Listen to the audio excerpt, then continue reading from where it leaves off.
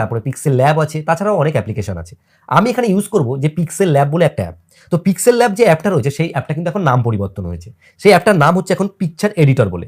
আপনারা pixel lab লিখে search করলেও পেয়ে যাবেন, তাছাড়া দেখুন পিকচার এডিটর লিখে সার্চ করলেও আপনারা পেয়ে যাবেন। অ্যাপ্লিকেশনটা আমি আগে ইনস্টল করে রেখেছিলাম, আমি এখান থেকে অ্যাপ্লিকেশনটা ওপেন করব। তো অ্যাপ্লিকেশন ওপেন করার পরে প্রথমবার আপনার কাছে কিছু পারমিশন চাইবে, সেই পারমিশনগুলোকে আপনারা অ্যালাউ করে দেবেন। অ্যালাউ করে দেওয়ার পরে এই যে ডান দিকে 3 ডট আছে, এই 3 ডটের উপর একবার ক্লিক করবেন। ক্লিক করার পরে এখানে দেখবেন এক জায়গায় একটা অপশন আছে, সেটা হচ্ছে গিয়ে ইমেজ সাইজ বলে। এই ইমেজ সাইজে ক্লিক করার পরে আপনার কাছে কিন্তু লেখা আসবে অ্যাসপেক্ট রেশিও বলে, যেখানে কিন্তু 16.9 লেখা আছে। এই যে 16.9 রয়েছে এটা কিন্তু ইউটিউব থাম্বনেলের সাইজ। এখান থেকে আপনারা এই প্রিসেটের এখানে ক্লিক করবেন, করে দেখবেন ইউটিউব থাম্বনেল আছে। যদি আপনাদের সিলেক্ট না থাকে তাহলে ইউটিউব থাম্বনেল করে নেবেন। করে নেওয়ার পরে এখানে ওকেতে ক্লিক করবেন। তাহলে এখন যে সাইজটা হচ্ছে এটা কিন্তু ইউটিউব থাম্বনেলের সাইজ। এইবার এখানে দেখুন নিচের দিকে অনেকগুলো কিন্তু অপশন রয়েছে, এখানে কিছু টুল রয়েছে। প্রথমবার দেখে কিন্তু আপনারা ঘাবড়ে যাবেন না, সমস্ত কিছু কিন্তু সহজই রয়েছে। এবার দেখুন এখানে তো আমি সাইজের ব্যাপারটা দেখিয়ে দিলাম। এইবার ব্যাপার হচ্ছে যে সবার আগে আপনাকে ডিসিশন নিতে হবে আপনি কি বিষয়ে ভিডিও করেছেন এবং সেই বিষয়ে কি থাম্বনেল হচ্ছে। আপনার যদি ভ্লগ চ্যানেল হয় তাহলে থাম্বনেলের স্টাইল আলাদা হবে। আপনার যদি টেক ভিডিও হয় সেক্ষেত্রে আপনার থাম্বনেলের স্টাইল আলাদা হবে। আপনার যদি কুকিং রিলেটেড চ্যানেল হয় তাহলে আপনার থাম্বনেলের স্টাইল কিন্তু আলাদা হবে। এখানে আমি 2-3 রকমই আপনাদেরকে মিক্স করে দেখাবো। এবার দেখুন টেক চ্যানেলে যদি আপনি থাম্বনেল বানান তাহলে কিন্তু আপনার একটা ফটোর প্রয়োজন হবে। এর জন্য আপনারা একটা কাজ করবেন, আগে থাকতে কিছু ফটো ক্যাপচার করে রাখবেন। দেখুন এখানে আমি কিন্তু কিছু ফটো ক্যাপচার করে রেখেছি। এই টাইপের ফটো আপনাকে তুলে রাখতে হবে যেগুলো আপনি থাম্বনেলে ইউজ করতে পারবেন। এবার দেখুন এই যে ফটোটা রয়েছে এটা কিন্তু একটা ভালো ক্যামেরাতে তোলা। আপনি যেহেতু মোবাইল ফোন দিয়ে করছেন আপনার হয়তো মোবাইল ফোনেই কিন্তু ফটো তোলা হবে। এইবার এই ফটোটাকে আপনি যদি থাম্বনেলে ডাইরেক্ট ইউজ করেন তাহলে কিন্তু অতটা কোয়ালিটি পাবেন না, কারণ মোবাইল থেকে যেহেতু আপনি করছেন জিনিসটা। এর জন্য এই ফটোটাকে একটু ইনহ্যান্স করবেন। এখন যেসব লেটেস্ট থাম্বনেল তৈরি করা হচ্ছে সব কিন্তু ফটোগুলোকে দেখবেন ইনহ্যান্স করা থাকে, মানে কোয়ালিটি বাড়ানো থাকে। এর জন্য আপনি একটা অ্যাপ্লিকেশন ইউজ করবেন, তার নাম হচ্ছে রেমিনি বলে। আপনি প্লে স্টোরে গেলে কিন্তু এই রেমিনি অ্যাপ্লিকেশনটা পেয়ে যাবেন। এই রেমিনি অ্যাপ্লিকেশনটা কি করে যে আপনার ফটোর যে কোয়ালিটি রয়েছে সেটা কিন্তু অনেকটা ইনক্রিজ করে দেয়। কিন্তু এখানে একটা সমস্যা হচ্ছে, এখানে কিন্তু খুব অ্যাড দেয়। তো অ্যাডটা কয়েক সেকেন্ডের আর কি অ্যাড দেয়, সেটাকে একটু সহ্য করে নেবেন। রেমিনি অ্যাপ্লিকেশনের মধ্যে আসার পরে আপনাকে এক কাজ করতে হবে যে অ্যাপ্লিকেশনের মধ্যে কিছু কিন্তু পারমিশন দিতে হবে। পারমিশন দেওয়ার পরে আপনি যে ফটোটাকে ইনহ্যান্স করতে চান সেই ফটোটাকে এইভাবে সিলেক্ট করবেন। সিলেক্ট করার পরে এখানে দেখবেন লেখা আসবে যে ইনহ্যান্স বলে এবং ওয়াচ অ্যান্ড অ্যাড বলে, মানে এখানে একটা অ্যাড দেবে তারপরে এই ফটোটা ইনহ্যান্স হবে। আমি এখানে ইনহ্যান্সের উপর ক্লিক করব।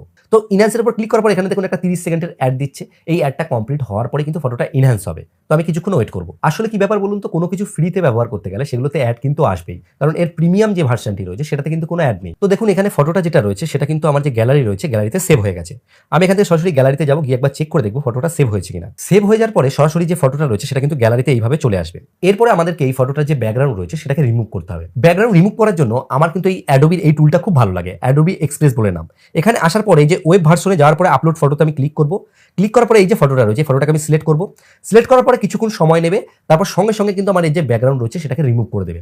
তো অ্যাডোবি এক্সপ্রেস বা অ্যাডোবি ব্যাকগ্রাউন্ড রিমুভার লিখে আপনি যদি গুগলে সার্চ করেন তাহলে কিন্তু এই জায়গায় পৌঁছে যেতে পারবেন। একটা কথা মাথায় রাখবেন, আপনাদের যদি সাইন ইন করতে বলে তাহলে এখান থেকে কিন্তু আপনার জিমেল অ্যাকাউন্ট দিয়ে আপনি চাইলে সরাসরি সাইন ইন করতে পারবেন। তারপরে আপনি এখানে আপনার ফটোটিকে আপলোড করবেন, কিছুক্ষণ সময় ওয়েট করবেন, দেখবেন এখানে কিন্তু ফটোটার যে ব্যাকগ্রাউন্ড রয়েছে সেটা কিন্তু রিমুভ হয়ে গেছে। এখান থেকে আমি ডাউনলোড করে নেব ফটোটাকে। এখানে কিন্তু ফটোটা ডাউনলোড হয়ে গেছে। দেখুন ব্যাকগ্রাউন্ড রিমুভ করার পরে ফটোটা ঠিক কিন্তু এরকম হয়ে গেছে। এইবার আমাদের যখন এই কাজ কমপ্লিট হয়ে যাবে আমি আবার ফিরে যাব হচ্ছে গিয়ে পিক্সেল ল্যাবে। এইবার আমাদেরকে কিন্তু থাম্বনেলটাকে ডিজাইন করতে হবে। এবার দেখুন পিক্সেল ল্যাবে আসার পরে আপনাদেরকে সর্বপ্রথম চুজ করতে হবে আপনি কি কালারে থাম্বনেলটাকে বানাতে চান। এখানে আমি আপনাদেরকে সাজেস্ট করব যে আপনারা এখানে ব্ল্যাক কালার চুজ করবেন, কারণ কালো কালারের উপর কোনো কিছু করলে সেটা কিন্তু বিশাল ফুটে ওঠে, বিশেষ করে আর কি টেক চ্যানেলের ক্ষেত্রে। এখানে আমি আরো ডিজাইন করব, কিন্তু আপনাদেরকে আমি জিনিসটা দেখাচ্ছি। এখানে আমি কালো কালার চুজ করলাম, এখানে প্লাস আইকনে ক্লিক করে ফ্রম গ্যালারি করলাম।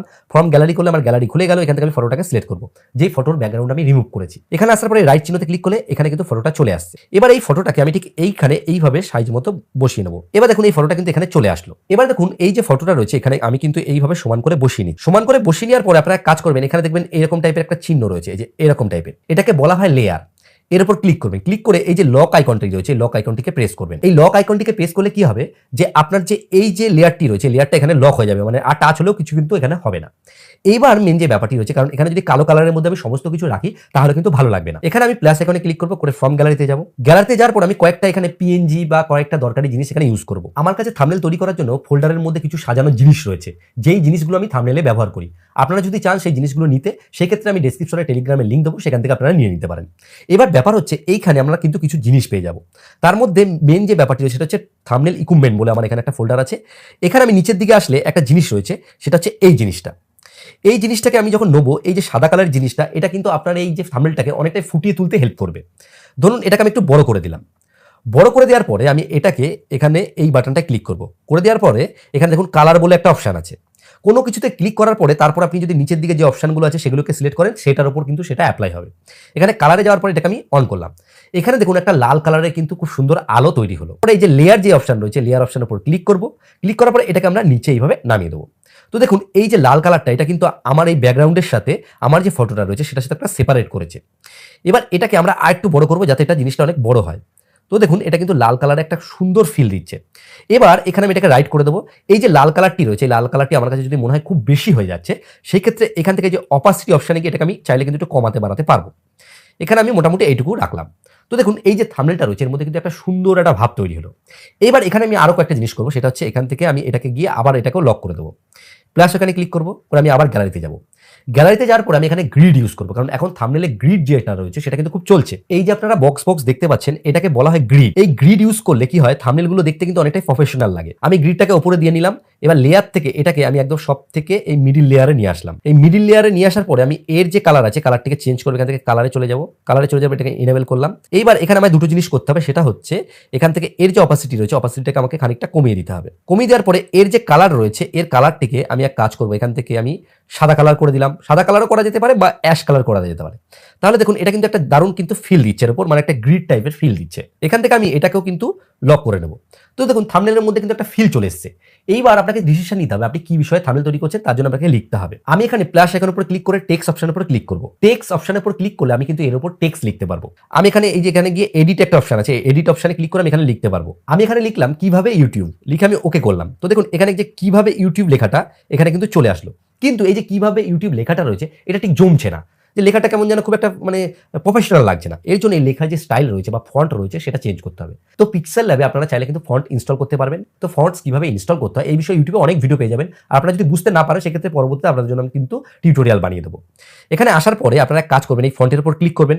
ক্লিক করার পর একটু সাইড করে এখানে দেখবেন ফন্ট বলে একটা অপশন আছে, এর উপর ক্লিক করবেন। ক্লিক করার পর এখানে মাই ফন্টে চলে যাব। এখান থেকে আমি একটা ফন্ট ইউজ করবো। দেখুন কিভাবে ইউটিউব লেখাটা কত সুন্দর অ্যাট্রাকটিভ লাগছে। এখানে ক্লিক করার পরে আমরা চাইলে এর যে কালার রয়েছে কালারটিকে চেঞ্জ করতে পারি। এটা আমি যদি লাল চাইলে লাল করতে পারি, হলুদ চাইলে হলুদ করতে পারি। এবার আমি যদি মনে করি কিভাবে যে কালার রয়েছে সেটা আলাদা থাকবে এবং ইউটিউবের কালার আলাদা থাকবে, তো নিচের দিকে আমি যদি কিভাবে টুকুকে এইভাবে সিলেক্ট করে সাদা করে দিই, দেখুন সাদা কালারে কিন্তু কিভাবে লেখা, ইউটিউব কালারটা কিন্তু আলাদা হয়েছে। তো এটা আমি এখানে রাখলাম। এটা আপনাদেরকে উদাহরণস্বরূপ দেখাচ্ছি, আপনি যেই বিষয়ে ভিডিও করবেন সেরকম করে করবেন। তো এখানে আমি এটা লিখলাম। এবার আমি যদি মনে করি এই টেক্সটের মধ্যে একটু সুন্দর আর কি ডিজাইন করতে চাই, তাহলে এখানে এই যে স্ট্রোক রয়েছে, স্ট্রোক দিতে পারি। স্ট্রোক দিলে কি হবে, দেখুন এই যে লেখার যে সাইজটা রয়েছে সাইড দিয়ে একটা কিন্তু বর্ডার টাইপের আসবে, দেখুন স্ট্রোক বলে এটাকে। এটা যদি আপনার প্রয়োজন হয় আপনি কিন্তু দিতে পারেন। তারপর হচ্ছে শ্যাডো। শ্যাডোর মাধ্যমে আপনি আপনার যে টেক্সটটা লিখেছেন তার মধ্যে কিন্তু একটা গ্লো টাইপের নিয়ে আসতে পারবেন। তো দেখুন এখানে কিন্তু একটা গ্লো গ্লো ভাব লাগছে, যেটা কিন্তু অনেকটা সিনেমাটিক ফিল নিয়ে আসে। এইভাবে এক একটা টুল ইউজ করে আপনি কিন্তু আপনার থাম্বনেলকে অনেক প্রফেশনাল করতে পারবেন। এখানে ব্যাপার হচ্ছে একদিনে আপনি কিন্তু এই জিনিসগুলো করতে পারবেন না।